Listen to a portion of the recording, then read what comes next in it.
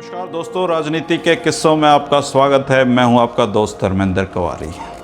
दोस्तों, राजकुमार सैनी जी को अक्सर कोसा जाता है कि उन्होंने प्रदेश में जाट गैर जाट की राजनीति को हवा दी, उन्होंने प्रदेश के सामाजिक ताने बाने को ध्वस्त कर दिया और इसकी तोहमत राजकुमार सैनी जी पे लगाई जाती है। लेकिन अगर आप इतिहास के पन्नों को खंगालें, अगर हरियाणा प्रदेश की राजनीति को खंगालें, तो इसकी जड़ें 1966 में ही पड़ गई थी जब हरियाणा प्रदेश बना था। जाट और गैर जाट का जो नारा है वो प्रदेश में देने वाले पहले जो व्यक्ति राजनेता थे उनका नाम था पंडित भगवत दयाल शर्मा जी।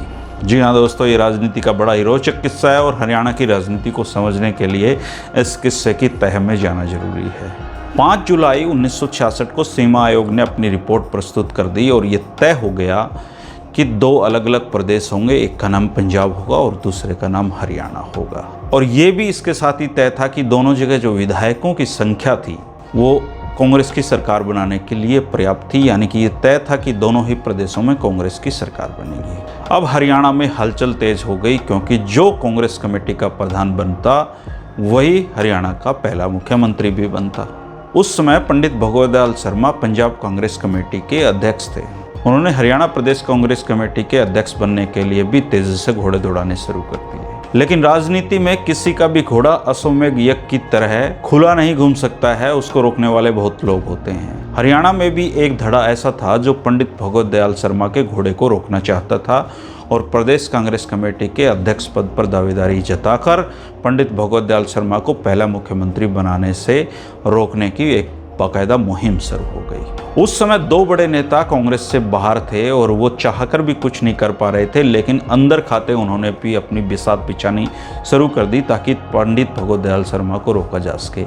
इन 2 नेताओं के नाम थे चौधरी देवीलाल और प्रोफेसर शेर सिंह कादियान। दोनों ही नेता अंदर खाते पंडित भगवत दयाल विरोधी गुट को समर्थन दे रहे थे, हर संभव कोशिश कर रहे थे कि किसी तरह पंडित भगवत दयाल शर्मा प्रदेश कांग्रेस कमेटी के अध्यक्ष न बन सकें।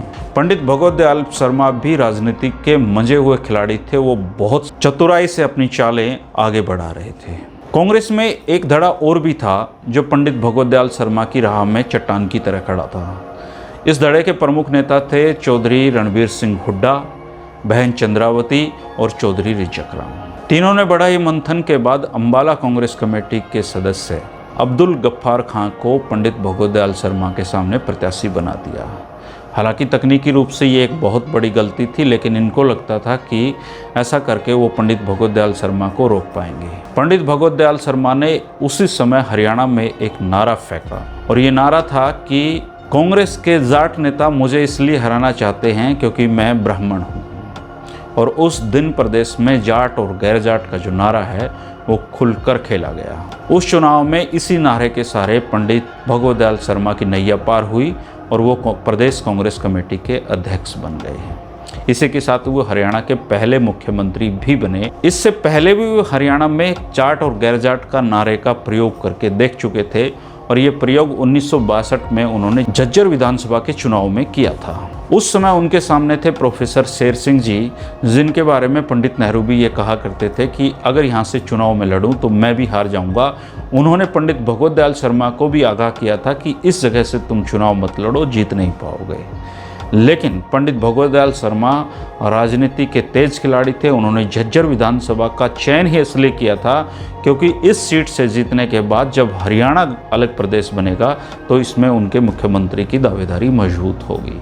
इस नारे में उन्होंने दबी जुबान जाट और गैर जाट के नारे का इस्तेमाल किया था, लेकिन प्रदेश कांग्रेस कमेटी के चुनाव में तो इसका उन्होंने खुल्लम खुल्ला इस्तेमाल किया। और उसके बाद से ही हर चुनाव में हरियाणा में जाट और गैर जाट की राजनीति के नारे चले हैं, लेकिन वो इतने खुलकर नहीं चले हैं जितना 2014 में भारतीय जनता पार्टी की सरकार आने के बाद इस शब्द का प्रयोग ज़्यादा किया जाने लगा और इसकी तोहमत राजकुमार सैनी पे अक्सर लगाई जाती है। लेकिन इस नारे की जो जड़ें हैं वो पंडित भगवत दयाल शर्मा से जुड़ी हुई हैं। राजनीति के और किस्सों के लिए दोस्तों देखते रहिए हरिभूमि टीवी। चैनल सब्सक्राइब नहीं किया है तो कर लें, ये लगातार चलने वाला सिलसिला है। और एक दर्शक का कमेंट था कि 3 बजे की चाय और आपकी राजनीति की चुस्कियाँ उसका मज़ा दोगुना कर देती हैं। तो मिलते रहेंगे दोस्तों रोजाना 3 बजे।